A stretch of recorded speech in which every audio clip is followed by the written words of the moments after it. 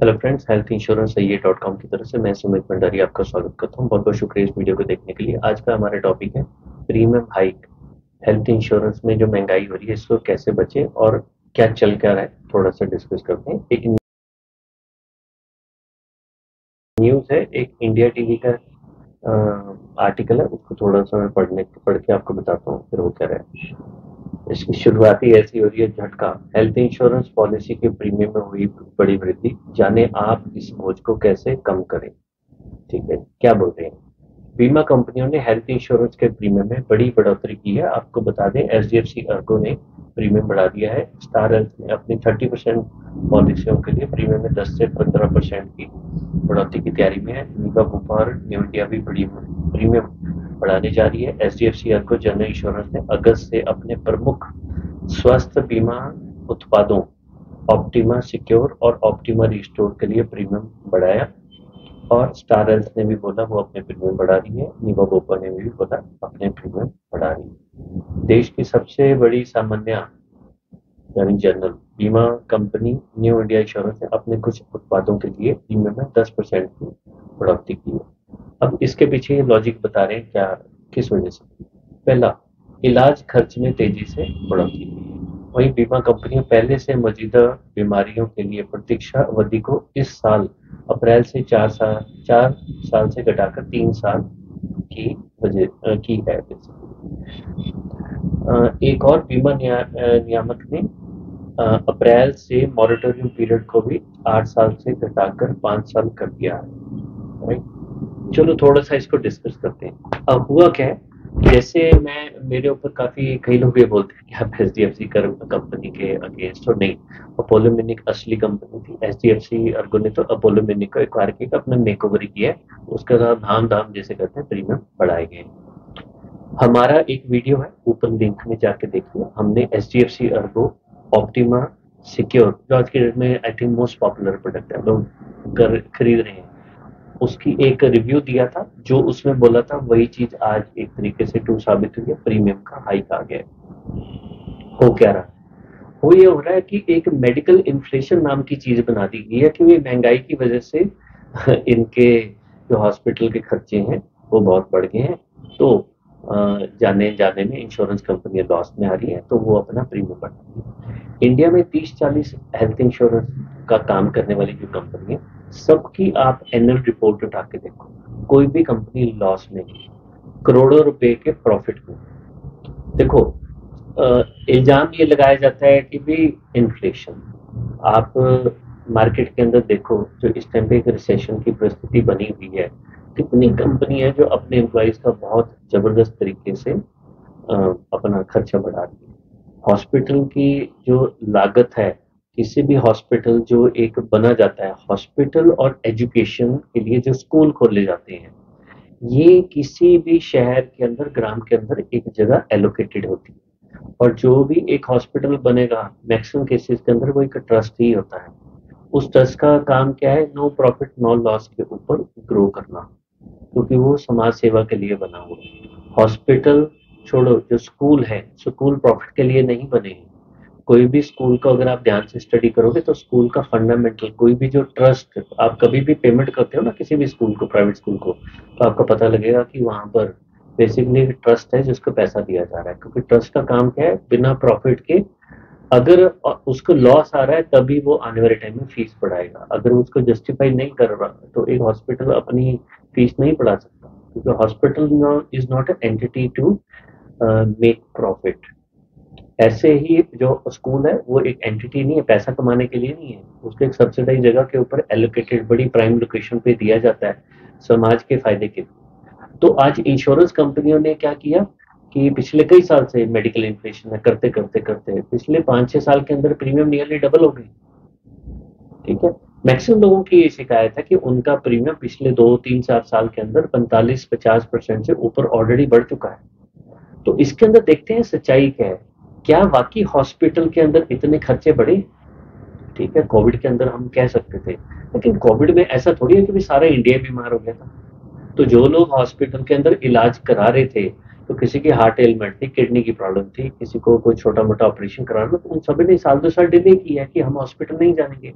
तो वो जो एक हॉस्पिटल को बिजनेस लॉस हुआ, वो कॉम्पनसेट हुआ कोविड की वजह से। कोविड में जिन लोगों ने इलाज कराया तो वो फ्री में करवाया है। हॉस्पिटल ने तो जिनके किराए के ऊपर हॉस्पिटल थे उन्होंने अपने खुद का हॉस्पिटल बनाएंगे, प्रॉफिट बड़ा कमाया है। और कितने, जो बंदा मर गया वो तो मर गया, किसी को कितने लोगों को बचा पाया एक हॉस्पिटल, है ना। तो एक हॉस्पिटल की जो अपनी एक मैं तो ये बोलूंगा एक तरीके की जो ये कार्टेल है, इसके अंदर क्या है सिंपल, अगर आप देखोगे, मेरे एक क्लाइंट का क्लेम आया अक्टूबर 2022 के अंदर। मुंबई में एक हॉस्पिटल है नानावती, उनका एक स्टंट चला था उस टाइम पे 3,55,000 रुपए का। और इस साल अगस्त अप्रैल 2024 के अंदर उनका दूसरा स्टंट डला गया। Same stunt, same operator, same doctor ने खर्चा किया, तो खर्चा कितना हुआ उनका, रफली 4,46,000 रुपीज, यानी रफली 20% का हाइक होगा। तो अगर ये 20% का वाकई जो ग्राउंड के ऊपर एक्चुअल मेडिकल इन्फ्लेशन है, क्या इसको कोई सरकार या कोई किसी तरीके से लोग इसको कर्व नहीं कर सकते? अगर ऐसे ही चलता गया, कल को ये जो आपके भी जो प्रीमियम है, तो ये अगले 4 साल में डबल हो जाएंगे।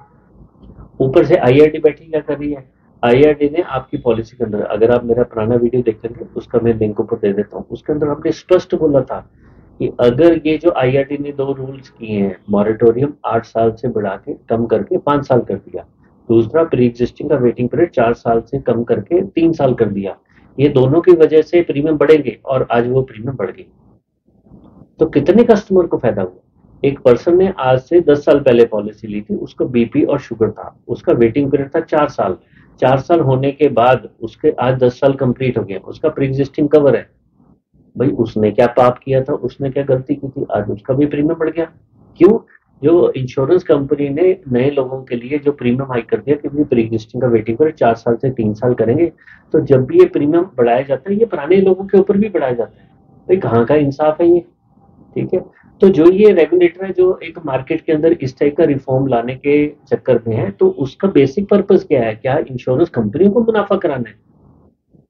जब हर एक इंश्योरेंस कंपनी करोड़ों रुपए के, हजार हजार करोड़ रुपए के प्रॉफिट के अंदर है, किसी भी कंपनी की फाइलिंग उठा के देख लो, हर एक इंश्योरेंस कंपनी करोड़ों के प्रॉफिट में, हर एक क्वार्टर, हर एक साल। तो जब वो लॉस में नहीं है, तो आप उसको प्रीमियम बढ़ाने क्यों दे रहे हो? ये मिडिल क्लास लोगों ने मतलब क्या कसम खाई हुई है कि भी मरने के लिए पैदा हुए हैं कि भी प्रीमियम बढ़ाते रहो? किसी को आप आज आप देखो, ठीक है, दुनिया में ये फाइनेंशियल इन्फ्लुएंसर्स ने पागल किया है दुनिया ने, ले लो एचडीएफसी में ऑप्टिमा सिक्योर। मैं आज यहाँ पे ब्लंटली बोलता हूँ, जिस बंदे ने भी एचडीएफसी और को ऑप्टिमा सिक्योर ली है, अगले 5 साल, 10 साल, 20 साल, 25 साल, मैं भी यहीं बैठा हूँ, आप भी बैठे हो, सारे के सारे बंदे ये पॉलिसी बंद करेंगे। ठीक है। ये चीज कहने के लिए मेरे को किसी का डर नहीं है, और मेरे को कोई शर्म नहीं आ रही कि भी मैं साफ और ब्लंटली बात कर रहा हूँ। ठीक है ना। हम किसी के नीचे लग के नहीं यहाँ पे काम कर रहे, अपना इंडिपेंडेंट अपनी राय रखते हैं, और इंडस्ट्री के अंदर मुंह के ऊपर बोलने की हिम्मत रखते हैं। ठीक है। ये मैं पॉइंट इसलिए बोल रहा हूँ कि जो आपका और मेरा प्रीमियम हाइक आ रहा है, आज इस साल कुछ कंपनियों ने अच्छा मैनेज किया, तो जनवरी के अंदर उनका प्रीमियम हाइक आया सिर्फ 8%। उससे भी बेटर कुछ कंपनी ने और बड़े ज्यादा क्लेम किए, फिर भी उनका प्रीमियम आएगा 12%। और जिस कंपनी ने ऐसा कुछ नहीं है, ऐसा कोई फैक्ट नहीं है कि उसने करोड़ों रुपए के एक्स्ट्रा क्लेम दिए, जिसको ज्यादा क्लेम दिए, ऐसा कोई फैक्ट नहीं है, कोई रिसर्च नहीं है, कोई ग्राउंड लेवल पे 1 रुपए का प्रूफ नहीं है कि किसी कंपनी ने फालतू में ज्यादा पैसे बांटे हों, फिर भी उनका जंप आ रहा है 30-30%। क्यों? इंश्योरेंस कंपनी को आज बहाना मिल गया, कोई भी चीज करके आज आप, आईआरडी ने कुछ भी रूल लेके आया, भाई आप उसको 6 महीने साल उसको मार्केट के अंदर इफेक्ट तो आने दो।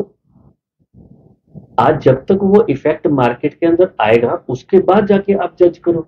आज जो ये प्रीमियम हाइक आ रहा है, क्या ये जेन्युइन है? मेरे को तो कोई जेन्युइन कोई रीजन लगती नहीं है। आईआरडी ने अभी 3-4 महीने के पहले ही बोला, और इंश्योरेंस कंपनी ने कोई ग्राउंड लेवल पे इम्प्लीमेंट नहीं किया। एचडीएफसी अर्गो ने क्यों प्रीमियम हाइक किया? उनकी तो पॉलिसी में पहले ही प्री एग्जिस्टिंग पीरियड 3 साल का है। जब आपका सारे प्रोडक्ट्स के अंदर पहले से ही 3 साल का प्री एग्जिस्टिंग पीरियड है, तो ये जो आईआरडी ने 4 साल से 3 साल के ऊपर किया है, तो आपको क्या घंटा फर्क पड़ता है? आपकी एचडीएफसी की सारी पॉलिसी के अंदर जो आज की डेट में बिक रही है, सब में प्री एग्जिस्टिंग का वेटिंग पीरियड 3 साल का है, और जो उनके मोस्ट सेलिंग प्रोडक्ट है उनके अंदर 3 साल का है। तो फिर आप किस बेसिस के ऊपर इतना प्रीमियम बढ़ा रहे हो? ठीक है, आपकी पॉलिसी ऑलरेडी मार्केट से 30-40% महंगी है, तो आपको तो वैसे किसी तरीके के ऊपर बनता नहीं है। ठीक है, तो इस चीज के ऊपर एज अ कंज्यूमर आपको और मेरे ऊपर जो इतना ज्यादा नुकसान हो रहा है, इस चीज को अंडरस्टैंड करो। अगर किसी भी तरीके से आप लोग, हम लोग अगर ट्विटर के ऊपर, लिंक्डइन के ऊपर, फेसबुक के ऊपर, यूट्यूब के ऊपर, इंस्टाग्राम के ऊपर अगर अपनी आवाज नहीं उठाएंगे, जब तक बच्चा रोता नहीं है ना, माँ भी दूध नहीं पिलाती।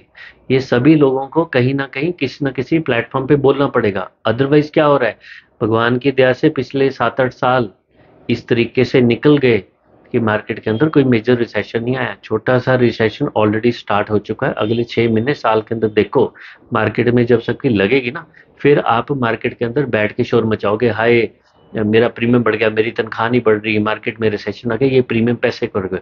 तब जब ये हालत आएगी तब रोने का क्या फायदा होगा? ठीक है, तो जस्ट मैं एक जो फैक्चुअली जो आपसे बात कर रहा हूँ, इस चीज को अंडरस्टैंड करो। ये जो एक प्रीमियम हाइक का एक कार्टल सिस्टम बन गया ना, ये छोटा सा चेंज करो और इधर से प्रीमियम बढ़ा दो। और आप किसी भी कंपनी की उसकी बैलेंस शीट उठा के देखो, उसकी किसी भी कंपनी की शेयर मार्केट के ऊपर या कहीं पे उसकी कोई जो डिक्लेरेशन उसके अंदर देखो, क्या कंपनी कोई लॉस में है? जब सारी कंपनियां इतने खतरनाक प्रॉफिट कमा रही हैं, तो ये जो मिडिल क्लास फैमिलीज के ऊपर है, इसके ऊपर इतना प्रीमियम का लोड क्यों डाला हुआ है? आप चेक करके देखो, अभी सिर्फ एक ही चीज है जिस चीज ने बचाया हुआ है कि मार्केट के अंदर कोई बुरी खबर नहीं है, किसी तरीके का रिसेशन नहीं है। एक जो इंडिया राइजिंग स्टोरी स्टोरी कर करके जो शेयर मार्केट इतनी उठाई हुई है, वो ठीक है, पता नहीं कब तक चलेगी। एक छोटा सा रिसेशन क्या मतलब, एक मेजर रिसेशन तो अगले 5-7 साल के अंदर आने ही आना है।